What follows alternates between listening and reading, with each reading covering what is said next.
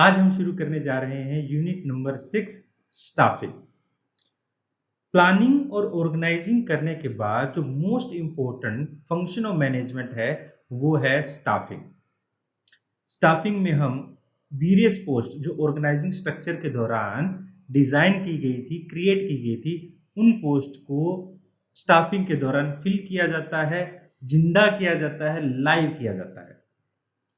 जब भी आप स्टाफिंग करते हैं तो इस बात का ख्याल रखें, स्टाफिंग बिल्कुल ही लाइफ पार्टनर चुनने जैसा ही है। आप देखेंगे, हो सकता है आपका बड़ा भाई या आपकी बड़ी बहन अभी शादी करने के लायक हो चुके हों और परिवार वाले उसके लिए रिश्ता ढूंढ रहे हैं, तो आपके घर में एक पोस्ट क्रिएट होगी है, जो हो सकता है आपकी भाभी हो या आपके जीजू हो, मीन्स जीजाश्री हो। तो ऐसे में जो पोस्ट क्रिएट की गई है उसको आप फिल कर रहे हो, सर्च कर रहे हो।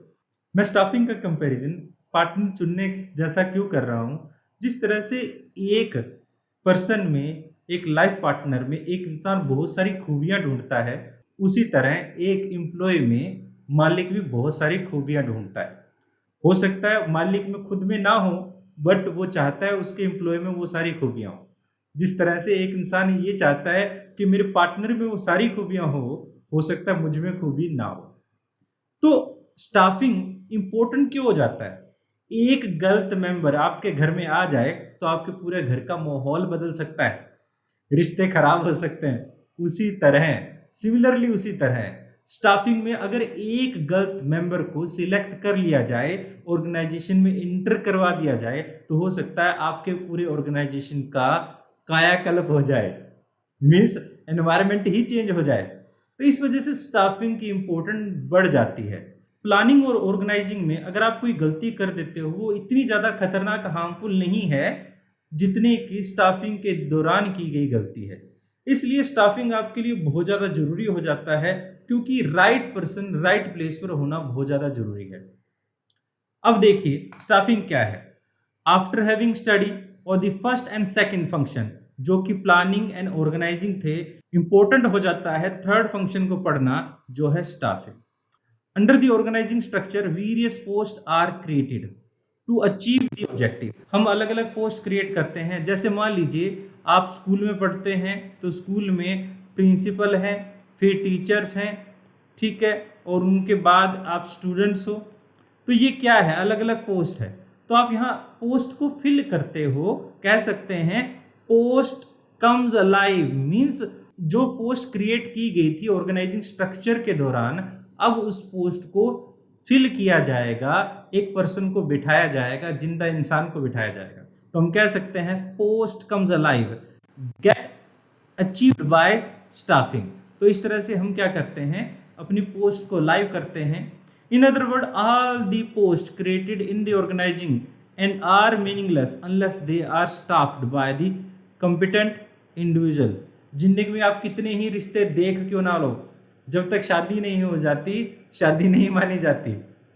इसी तरह कि आप कितने ही पर्सन को सिलेक्ट क्यों ना कर लो, जब तक वो पोस्ट को फिल नहीं किया जाएगा, सारी बातें क्या हैं, मीनिंगलेस हैं। तो इस तरह से हम कह सकते हैं कि स्टाफिंग की इंपॉर्टेंट है। The function of management are more important than the other function, जो प्लानिंग और ऑर्गेनाइजिंग है। क्यों जरूरी है कि अगर यहाँ पर आपने जो कमिट मिस्टेक कर दी, अगर कोई यहाँ पर गलती कर दी, तो आपके ऑर्गेनाइजेशन में खतरनाक रिजल्ट लेकर आएंगे। आपके हो सकता है ऑर्गेनाइजेशन के एटमॉस्फेयर पूरा ही चेंज हो जाए। तो बात आती है स्टाफिंग है क्या। इस बात से ये तो समझ चुके हैं, स्टाफिंग जो है उसमें हम क्या करते हैं, ऑर्गेनाइजिंग स्ट्रक्चर के दौरान जो हमने पोस्ट डिजाइन की थी, डिसाइड की थी, उन पोस्ट को फिल किया जाता है एक्चुअल पर्सन के साथ। तो स्टाफिंग का मतलब क्या है? Staffing refer to the filling and keep filled the post with people. Means organisation में जो ऑर्गेनाइजिंग स्ट्रक्चर हमने बनाया था, उसमें उस स्ट्रक्चर में उस पर्सन को अपॉइंट करना, लाइव पर्सन को अपॉइंट करना, और उसे अपॉइंट करके उस पोस्ट को हमेशा फिल रखना। ऐसा क्यों बोला गया? ऐसा इस वजह से बोला गया, मान लीजिए एक ऑर्गेनाइजेशन में बार बार इंप्लॉयज छोड़कर जाते रहते हैं, तो ऑर्गेनाइजेशन का खर्चा बहुत ज़्यादा बढ़ जाएगा। हमें बार बार ट्रेनिंग करनी पड़ेगी, बार बार रिक्रूटमेंट करनी पड़ेगी, जिससे ऑर्गेनाइजेशन में एफिशिएंसी भी कम हो जाएगी इंप्लॉयज की। क्योंकि एक एम्प्लॉय नया आएगा, उसे नए तरीके से शुरू से दोबारा से ट्रेनिंग देनी पड़ेगी। इस वजह से क्या होगा कि हमारी जो एफिशिएंसी है एम्प्लॉयज की, वो ट्रेन होकर बार बार जा रहे हैं दूसरी फर्म्स में, ऑर्गेनाइजेशन में एम्प्लॉयज की एफिशिएंसी कम हो जाएगी। इसलिए जरूरी है कि पोस्ट जो है, जो फिल की गई है, वो हमेशा फिल रहे। आगे कहता है meaning of staffing. Staffing means appointing competent person. इसे समझते हैं एक बार। स्टाफिंग में हम ज्यादा इंपॉर्टेंट पोस्ट के लिए ज्यादा कॉम्पिटेंट पर्सन और कम इंपॉर्टेंट पोस्ट के लिए कम कॉम्पिटेंट पर्सन को अपॉइंट करेंगे। मान लीजिए एक पीएन की पोस्ट है। एक पीएन की पोस्ट के लिए हमें बहुत ज्यादा पढ़ा लिखा इंसान नहीं चाहिए। एक ऐसा इंसान चाहिए जो एक फाइल को दूसरी जगह पहुंचा सके और जो टाइम टू टाइम आने वाले किसी भी पर्सन को पानी पिला सके। तो इसके लिए हमें बहुत ज्यादा पढ़ा लिखा इंसान नहीं चाहिए, तो उसे हम लेस कॉम्पिटेंट पर्सन की कैटेगरी में रख सकते हैं। दूसरी तरफ हमें एक इंजीनियर चाहिए जो हमारे लिए मशीन्स का डिजाइन कर पाए, तो उसकी स्टडी भी उसी के अकॉर्डिंग होनी चाहिए। तो ज्यादा कॉम्पिटेंट पर्सन अपॉइंट किए जाएंगे ज्यादा इंपॉर्टेंट पोस्ट पर, और कम कॉम्पिटेंट पर्सन को अपॉइंट किया जाएगा कम कॉम्पिटेंट पोस्ट के लिए, मींस लेस इंपॉर्टेंट पोस्ट के लिए। तो आगे हमारे पास है appointing less important post. In other word, all the function undertaken to establish coordination between the post and individual come under the staffing. तो हम ये अल्टीमेटली कह सकते हैं कि एक पोस्ट में और एक इंडिविजुअल में हम क्या कर रहे हैं, कोऑर्डिनेशन एस्टैब्लिश कर रहे हैं। यानी एक पोस्ट की जितनी इंपॉर्टेंट होगी उतनी ही इंपॉर्टेंट उसकी क्वालिफिकेशन होती है। जब भी हम स्टाफिंग करते हैं तो 5 बेसिक चीजें हम करते हैं। सबसे पहले रिक्रूटमेंट, इनके मीनिंग भी आगे जानेंगे। Selection, training, promotion and transfer. तो ये 5 बेसिक एक्टिविटी हम नॉर्मली स्टाफिंग के दौरान करते होते हैं। तो आगे हमारे पास है डेफिनेशन। तो स्टाफिंग में आप दोनों ही डेफिनेशन अच्छी हैं, आप कोई भी डेफिनेशन कर सकते हैं। Staffing function pertains to recruitment, selection, development and training। थोड़ा थोड़ा बता भी देता हूं मैं पहले, क्योंकि आप डेफिनेशन अच्छे से समझ पाएंगे। रिक्रूटमेंट में हम क्या करते हैं, लोगों को एक्साइटेड करते हैं किसी पोस्ट के लिए कि ज्यादा से ज्यादा लोग अप्लाई करें उस पोस्ट के लिए। अप्लाई, इसे हम पॉजिटिव प्रोसेस भी कहते हैं, क्योंकि हम चाहते हैं कि ज्यादा से ज्यादा लोग अप्लाई करें, जितने ज्यादा होंगे उतना ही अच्छा है। उसके बाद हम सिलेक्शन करते हैं नेगेटिव प्रोसेस के साथ। जो एप्लीकेशन आई हैं उनमें से हमारी पोस्ट के अकॉर्डिंग जो कॉम्पिटेंट पर्सन है उनको हम सिलेक्ट कर लेते हैं और बाकी को हम छोड़ देते हैं। तो इस तरह से हम बाद में सिलेक्शन करते हैं। सिलेक्टेड होने के बाद जब सारी प्रोसेस पूरी कर ली जाती है, उसके बाद हम जो सिलेक्टेड पर्सन हो गया उसे ट्रेनिंग देते हैं और फिर उसकी प्रमोशन करते हैं। मींस एक पोस्ट से दूसरी पोस्ट पर उसके कैरियर इनरिचमेंट कैसे होगी ये देखते हैं, और टाइम टू टाइम जरूरत पड़ने पर ट्रांसफर भी करते रहते हैं, जो एक डिपार्टमेंट से दूसरे डिपार्टमेंट। ये अलग अलग ऑब्जेक्टिव हो सकते हैं। हो सकता है हम सभी डिपार्टमेंट को उसको ट्रेनिंग देना चाहते हैं। ये भी हो सकता है कि एक डिपार्टमेंट में पर्सन एक्सेस थे, सरप्लस थे, और दूसरे डिपार्टमेंट में पर्सन्स कम थे, एम्प्लॉयज कम थे, तो हम यहां पर भी इस वजह से भी ट्रांसफर कर सकते हैं। तो अब आप समझ सकते हो हमारे पास staffing function pertains to the recruitment, जिसमें हम रिक्रूटमेंट कर रहे हैं, सिलेक्शन कर रहे हैं, डेवलपमेंट कर रहे हैं, ट्रेनिंग दे रहे हैं, and compensation on subordinate managers. तो इस तरह से हम स्टाफिंग में रिक्रूटमेंट, सिलेक्शन, डेवलपमेंट, ट्रेनिंग, ये सभी फंक्शन परफॉर्म कर रहे हैं। इसकी दूसरी डेफिनेशन है कोट्स के अकॉर्डिंग, ये काफी इंपॉर्टेंट हो जाती है। The managerial function of staffing involve filling, यानी पोस्ट को फिल करना, एंड कीप फील्ड, और उसको भरे रखना जिससे लोग जाए ना। Position in the organisation structure, किसी ऑर्गेनाइजेशनल स्ट्रक्चर में पोस्ट को फिल करना और उसे फिल रखना, यही क्या कहलाएगा, स्टाफिंग कहलाएगा। तो ऊपर की डेफिनेशन से हम समझ चुके हैं कि स्टाफिंग क्या होता है। स्टाफिंग में हम अपॉइंटमेंट करते हैं एम्प्लॉयज की, जो इसका चीफ फंक्शन है। और ना केवल हम अपॉइंटमेंट करते हैं, बल्कि हम ऐसा करते हैं कि जो पोस्ट फिल की गई है वो लंबे टाइम तक हमसे जुड़ी रहे, वो पोस्ट हमेशा ही फिल रहे। आगे देखिए, आगे है हमारे पास फीचर्स ऑफ स्टाफिंग। जब भी आप स्टाफिंग पढ़ रहे हैं तो हमेशा याद रखिए, एक ऑर्गेनाइजेशन में 2 टाइप के रिसोर्स होते हैं। एक ह्यूमन रिसोर्स होता है, एक नॉन ह्यूमन रिसोर्स होता है, जैसे मशीनरी। हमें इन दोनों में सिंक्रोनाइजेशन एस्टैब्लिश करना है। हमारा स्टाफिंग ह्यूमन रिसोर्स के साथ रिलेटेड है। ह्यूमन रिसोर्स अपने आप में ज्यादा कॉम्प्लिकेटेड होता है, क्योंकि इंसान सोच सकते हैं, समझ सकते हैं, क्वेश्चन भी करते हैं और भावनाएं, इमोशन से जुड़े होते हैं, इसलिए उसे कंट्रोल करना ज़्यादा कॉम्प्लेक्स हो जाता है। तो स्टाफिंग में हमारा पहला फीचर है ह्यूमन बींग्स, ये ह्यूमन बींग से रिलेटेड है। First important feature of staffing, it's relationship with human being, इसका ह्यूमन बींग के साथ रिलेशन है, ये इंसान के साथ जुड़ा हुआ है। हमें जब किसी पर्सन को, जैसे मैं पहले एग्जांपल दे चुका हूं, इसका रिलेशन सीधा सीधा ये बिल्कुल वैसा है जैसे एक परिवार में रिश्तों को जोड़ना है। तो जब एक पर्सन को अपॉइंट किया जाएगा तो हम हर चीज देखते हैं, पर्सन कैसा है, कितना कमाता है, कितनी एफिशिएंसी है। आजकल तो बैंक अकाउंट तक भी चेक कर लेते हैं, तो हम कह सकते हैं हम ह्यूमन बीइंग से रिलेटेड हैं। वो एफिशिएंसी को कब बता पाएगा, जब उसका पास्ट रिकॉर्ड भी अच्छा होगा, उसका जॉब प्रोफाइल भी अच्छा होगा। बट काफी बार सिलेक्शन गलत भी हो जाती है, हम अपने डॉक्यूमेंट्स को बताकर कुछ और भी निकल आता है काफी बार। It means that unlike planning and organizing, it is not mere paper work, ये सिर्फ पेपर वर्क नहीं है, यहाँ पर हम रियल पर्सन को अपॉइंट करते हैं जिसमें वेरियस पोस्ट को फिल किया जाता है। All the activities done to complete this work are connected with the human beings, they may be recruitment, selection, training, promotion, ये कुछ भी हो सकता है। तो ये सारी चीजें ह्यूमन बीइंग से रिलेटेड है। तो सेकंड हमारा फीचर है सेपरेट मैनेजरियल फंक्शन। स्टाफिंग एक इंपॉर्टेंट फंक्शन है मैनेजमेंट में। Separate managerial function means that far from being a major part of some function, ये किसी एक बड़े फंक्शन का छोटा हिस्सा नहीं है, ये अपने आप में बड़ा फंक्शन है। तो स्टाफिंग करना बहुत बड़ा काम है, इसलिए इसको मैनेजमेंट में अलग से फंक्शन की तरह ट्रीट किया गया है। तीसरा मेजर फीचर है हमारे पास essential at all level of management. मान लीजिए अगर आप एक पर्सनल डिपार्टमेंट ही अलग बना देते हो, अलग डिपार्टमेंट का मतलब वो डिपार्टमेंट अब क्या करेगा, सिर्फ लोगों को स्क्रूटनी करेगा, रिक्रूटमेंट करेगा, सिलेक्शन करेगा, ट्रेनिंग देगा। स्टाफिंग एक फंक्शन है, अपने आप में एक अलग फंक्शन है, इसका बिल्कुल मतलब ये नहीं है कि उनका बाकी के फंक्शन से कोई रिलेशन खत्म हो चुका है। उसका मतलब ये है कि उन्हें अदर डिपार्टमेंट के साथ कोऑर्डिनेट करना है, उनकी जरूरतों को समझना है और उनके अकॉर्डिंग स्टाफिंग परफॉर्म करनी है। तो हम कह सकते हैं staffing is essential eight all level of management. It must be clarified here that the establishment of separate personal department does not free the managers concern from all important function. अगर हम कोई पर्सनल डिपार्टमेंट अलग बना देते हैं तो जो managers हैं वो फ्री नहीं हो जाते अदर फंक्शन से। The aim of establishment this department, यानी पर्सनल डिपार्टमेंट बनाने का मेन ऑब्जेक्टिव क्या है, ये है कि वो अदर मैनेजर्स को असिस्ट कर पाए, वो एवरी लेवल पर, means at every level it performance of their function is staffing.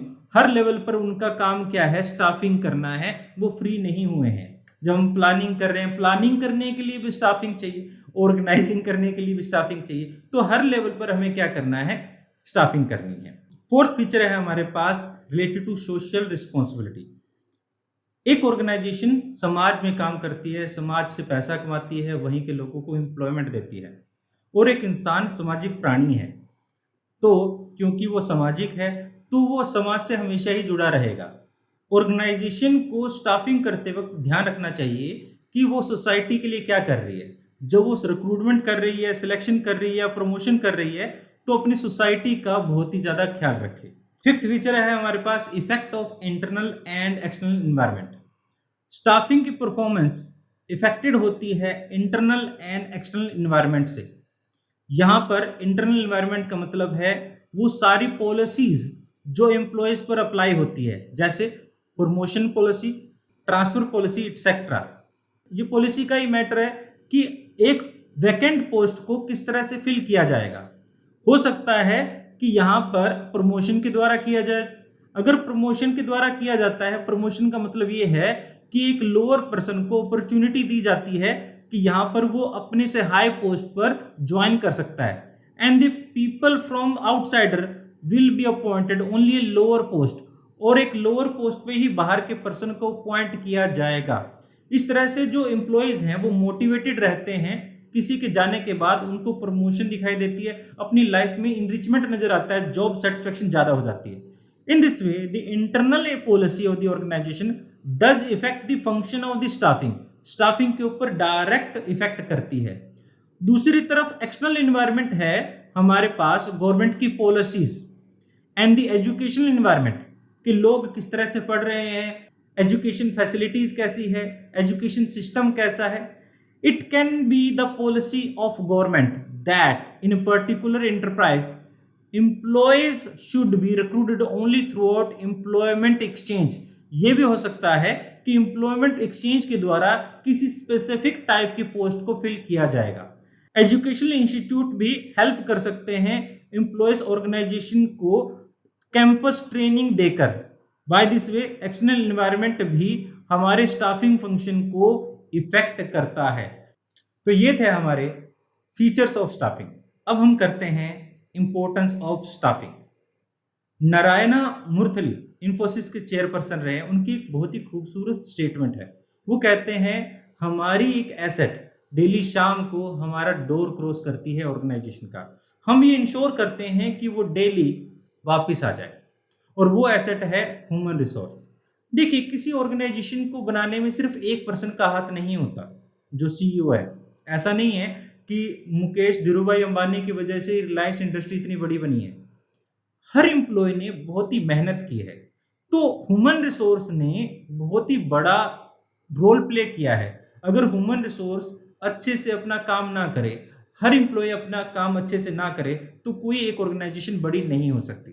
तो इस वजह से स्टाफिंग की इंपॉर्टेंस बढ़ जाती है, क्योंकि हम ज़्यादा कंफर्टेबल पर्सन को ही अपॉइंट करना चाहते हैं, जिससे ऑर्गेनाइजेशन में इफेक्टिवनेस बढ़े, एफिशिएंसी आए। तो ये ही वजह है कि हमारी स्टाफिंग की इंपॉर्टेंस भी बढ़ जाती है। तो देखिए, ह्यूमन एसेट, तो हम यहाँ पर ह्यूमन को एक एसेट की तरह ट्रीट करते हैं।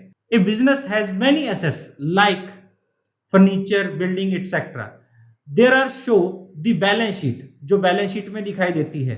बट कुछ ऐसी एसेट भी हैं जो बैलेंस शीट में दिखाई नहीं देती, बट उनकी इंपॉर्टेंस बाकी की एसेट से ज्यादा है।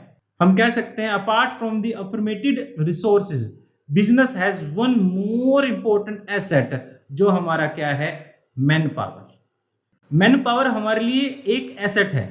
इस एसेट को हमें सही से सिलेक्ट करना है, सही पर्सन को इंटर करना है, इसलिए स्टाफिंग की इंपॉर्टेंस बहुत ज़्यादा बढ़ जाती है। तो देखिए, फर्स्ट इंपॉर्टेंट क्या है स्टाफिंग की, helpful in discovering and obtaining competent person. हम ज़्यादा से ज़्यादा कॉम्पिटेंट पर्सन को ज़्यादा इंपॉर्टेंट पोस्ट के लिए सिलेक्ट करना चाहते हैं, रिक्रूट करना चाहते हैं। तो इसलिए under the staffing latest technology are used for recruiting and selecting the employees. हम नई से नई टेक्नोलॉजी का यूज करेंगे जिससे हम रिक्रूटमेंट कर सकें और सिलेक्टिंग कर सकें। As a result it become possible, इसी वजह से पॉसिबल हो जाता है कि हम रिसर्च कर सकें ज़्यादा एबल एम्प्लॉयज को डिफरेंट डिफरेंट पोस्ट के लिए। Under the process of recruitment search of employees is conducted and throughout selection they are selected. जैसे कि मैं बता चुका हूं, रिक्रूटमेंट प्रोसेस हमारी पॉजिटिव प्रोसेस होती है और सिलेक्शन प्रोसेस हमारी नेगेटिव प्रोसेस होती है। क्या? क्योंकि रिक्रूटमेंट के दौरान हम चाहते हैं कि ज्यादा से ज्यादा लोग अप्लाई करें और सिलेक्शन के दौरान हम चाहते हैं कि कम से कम लोग सिलेक्ट हों। तो इस वजह से हमारे पास रिक्रूटमेंट पॉजिटिव प्रोसेस है और सिलेक्शन नेगेटिव प्रोसेस है। यहां पर हमारे पास क्या है कि हम जितने ज्यादा लोग होंगे उतना ही ज्यादा हमारे पास कॉम्पिटेंट पर्सन का सिलेक्शन करना आसान हो जाएगा, और हमारे पास ज्यादा कॉम्पिटेंट पर्सन आएंगे जिनकी ज्यादा एफिशिएंसी होगी, क्योंकि हमारे पास ज्यादा ऑप्शन हो जाएंगे। उसके बाद है हमारे पास helpful in better performance throughout the medium of staffing. Staffing से हम क्या करते हैं, इंश्योर करते हैं कि right people are posted at right place. सही इंसान सही प्लेस पर भेजे जाए। 10 सुटेबल पर्सन आर सिलेक्टेड, उनको सिलेक्ट किया जाता है। Keep in mind the importance of the organization post, उसकी पोस्ट को ध्यान में रखते हुए। As a result increase in the efficiency and effectiveness of the employees. इस तरह से इफेक्टिवनेस और एफिशिएंसी एम्प्लॉयज की बढ़ जाती है। थर्ड हमारे पास फीचर है helpful in continuous survival and growth of the enterprise. एक ऑर्गेनाइजेशन में जैसे जैसे नए पर्सन आएंगे, नए आइडिया के साथ आएंगे, नई सोच और विचार के साथ आएंगे और करंट एनवायरनमेंट से ज्यादा जुड़े हुए आएंगे, तो इस तरह से नए आइडिया जो होंगे वो ऑर्गेनाइजेशन में नई सोच के साथ नए तरह के प्रोडक्ट आएंगे, तो जिससे हमारी सर्वाइव करने की और ग्रोथ करने की पॉसिबिलिटी ऑर्गेनाइजेशन की और ज्यादा बढ़ जाती है। Every organisation aspire for its continue survival and growth. हर ऑर्गेनाइजेशन चाहती है कि वो ज्यादा से ज्यादा लंबे टाइम तक सर्वाइव करे और ग्रोथ करे। This is possible only when human asset are supreme quality. जब ह्यूमन रिसोर्सेज के पास सुप्रीम क्वालिटी है, बहुत ही ज्यादा क्वालिफाई है।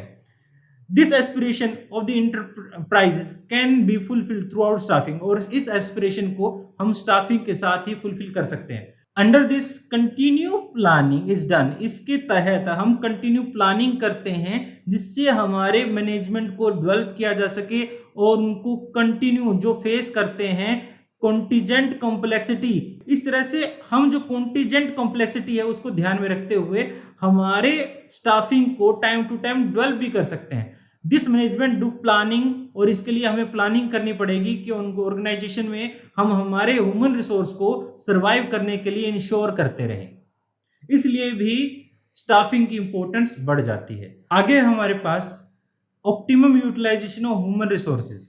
स्टाफिंग फंक्शन को हम बहुत ही ज्यादा एनालाइज करके सिस्टमेटिकली परफॉर्म करते हैं, जिससे कि ऐसा ना हो कि हम एक टाइम में हमारी जरूरत से ज्यादा एम्प्लॉय हो जाएं।